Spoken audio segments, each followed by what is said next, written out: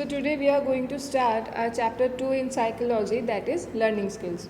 We know that psychology is a science of behavior, and to survive every living being has to sustain, and that is possible because of the learning of the skills or something. Okay, so learning brings change in the behavior. What does it do? Learning brings change in the behavior and situation, and because of that it helps men to solve different types of problems. Say for example, if we are hungry, we know we have the skills to cook the food, so we will quench our hunger. Okay, then suppose we want to suppose write, then we have the skill of writing so that we can do our work. Okay, so it can be said that human being can live freely and safely with satisfaction only because of the skills of learning. Okay, and so it is termed that every human being during his lifespan behaves in two ways. So there are two types of behavior in the lifespan of the human, that is, one is natural behavior and the other one is the learned behavior. Okay, for natural behavior there is no need for any kind of formal education, that is, you do not need any formal education for the natural behavior. It is said that a human being is born with those natural learning. Say for at the time of birth, human baby is capable of making only a limited number of response, which can be termed as inborn or natural behavior. Suppose a child cries right after the birth, so it is a natural behavior. No one taught that child to cry, but he do by his own, so it is a natural behavior. Okay, then suppose a newborn calf, like a baby of a cow, starts immediately walking or sucking, so it's a natural behavior. No one taught that calf to walk. He after birth he directly starts to walk, and that is natural learning or natural behavior. Okay, then we have learned behavior. What do you mean by learned behavior? Learned behavior means that learning which takes place by observing others or is taught to an individual by other people or stimulus in the environment. So what is learned behavior? That learning which takes place by observing others. Means, let's understand in bits and parts. Learning which takes place by observing others, like we are observing others what they are doing and we will do the same. Say for example, in school assembly, during the prayer we join our hands for the prayer. So if a new person comes from the outside, he will see, he will observe that others are doing the same and he will do the same. Then it is said that, or it is taught to an individual by other people or stimulus in the environment. Either one can learn by observing others, or it can be taught to others by the other people or the stimulus. Say for example, when you come to school, we teach you something regarding your subject. Say for we are studying psychology, so I am teaching you the psychology, so it is said that the person is learning through the teaching. Okay, so I am teaching you the psychology and your learning is happening. Okay, then we have taught by the stimulus, like say for example, suppose you are hungry and there is a mango tree and you want to have a mango, so that mango will become your stimulus, that your hunger will be your drive, and that drive will take you to the stimulus, that is mango, and you will learn how to pluck that mango from the tree, and that would be learning from the stimulus. Okay, so we understood the natural learning and the learned behavior. Okay, but if this behavior change occurs as a result of experience or practice, then only it is called as learning. Like we can say the learning happens only if there is a behavioral change, and which is a result of experience or practice. If you gain the behavior due to the experience or by practicing it, then only we can say it as learning, otherwise it won't be termed as learning. Okay, then learning is a continuous process, that is from birth till death. Every human being from the birth till the death learns something and it makes changes in his behavior. Say for example, a small child, say for a 6-month or 7-month old child, try to imitate his mother or his father. So he is learning from that stage, and till the death you learn. Okay, so learning is a continuous process. And an individual in his childhood acquire basic learning either by modeling or by trial and error. So there are different methods that are adapted by the individuals according to their lifespan. Say for example, if that individual is in childhood, then he will acquire his learning by either modeling or by trial and error.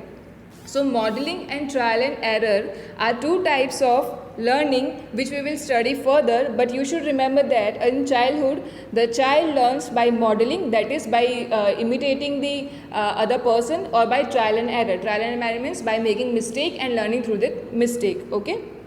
Then in adolescence, his learning is based on conditioning, whereas in youth, it is solved by his learning and experience of the past and its insightful application in the present situation.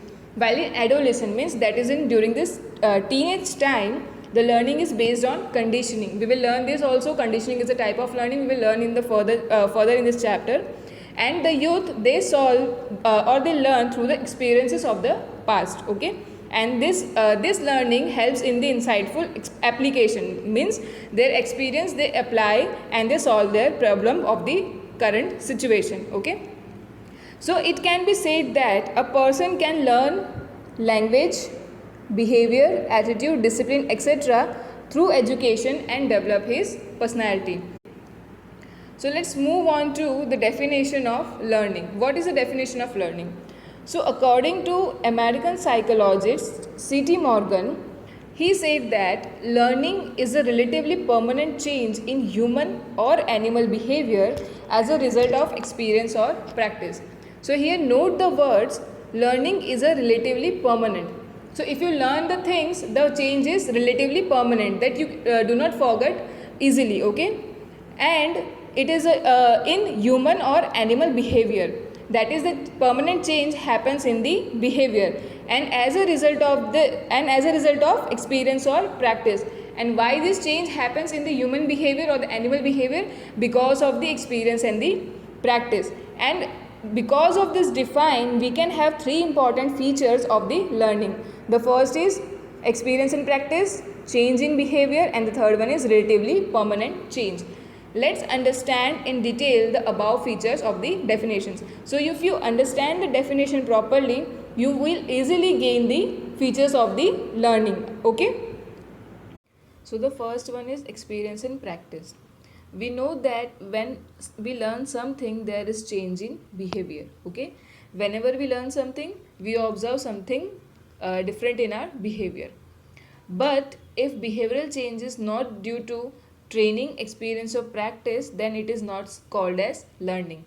So whenever we have to say that learning has happened, that change in behavior should be because of training, experience and practice. Okay.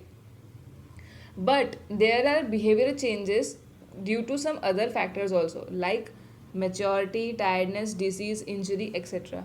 Such changes in behavior are not termed as learning. Say for example, a child starts to crawl as he grows. That change in behavior, that is the crawling, cannot be termed as learning. Why? Because that is because of the maturity. Okay.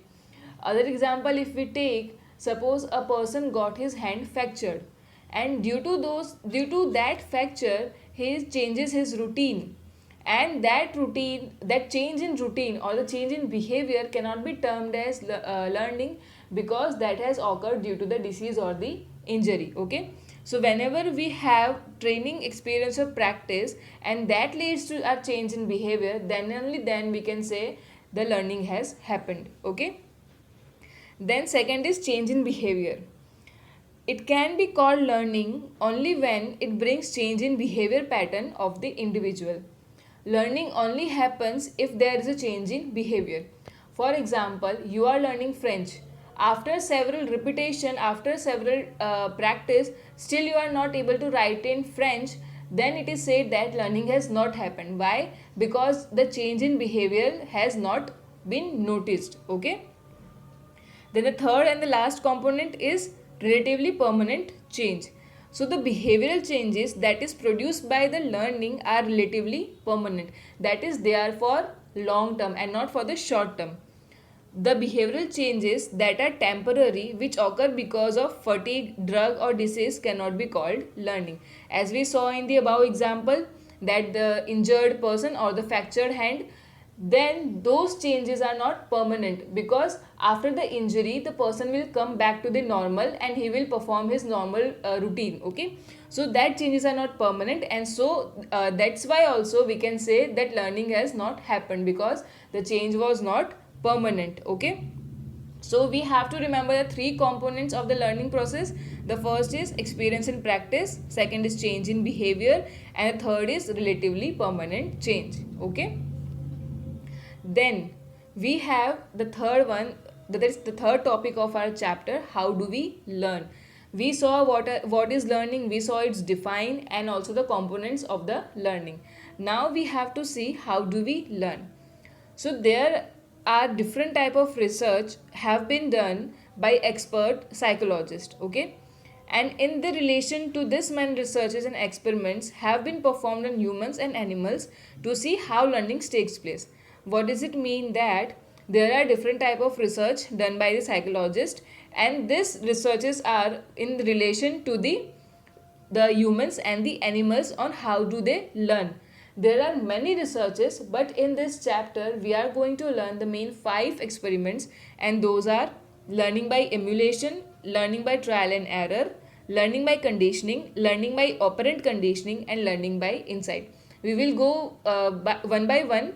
So let's start with the first one, that is learning by emulation. Learning by emulation is also called as learning by modeling or imitation. Okay, so if I say in a layman term or in the basic term, emulation or imitation, or that is modeling, can be called as to copy someone. Okay, whenever you copy someone's behavior, then it is termed as emulation or modeling or imitation.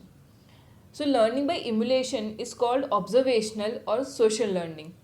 So while learning by imitation is called observational learning, because an individual learns through observing from its surrounding environment and then emulates it. Means he observes from the surrounding environment and then he tries to copy it, and then it changes his behavior and the learning happens. So for example, a child copies the act of filling petrol in his tricycle just as parents do in their scooter. So it's a observational learning, because the child has observed the surrounding, that the someone was filling the petrol, and that act he copies with his tricycle. So it is known as observational learning. Okay, so here we need to understand that observation is the most important source of emulation. So to have learning by emulation, you need observation. You need to observe something, and then and only then the learning can happen. Okay. Now, there are a lot of examples which we can get from our daily life and social surroundings, and so this learning is also called as social learning. So why it is known as social learning? Because we have many examples in our social surrounding, so that from which we can gain, and that's why it is called as social learning also. Okay. Learning through live demonstration is also known as modeling. So here we need to understand that the most important thing is live demonstration.